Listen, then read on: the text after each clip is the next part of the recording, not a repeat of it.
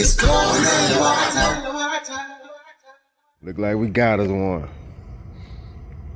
First cantaloupe ever. So that means I get to find out, did I pick it right?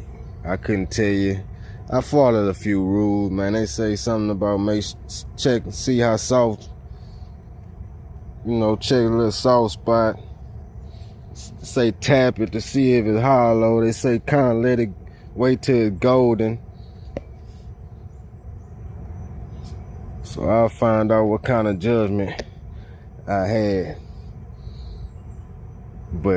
And they say cantaloupes don't ripen too much after they cut. So they're saying it's good to pick them when, when it's time. But I just didn't want it to go bad, man. I'd rather it be underripe and let it ripen for a few days on the counter than let it go overripe on the vine.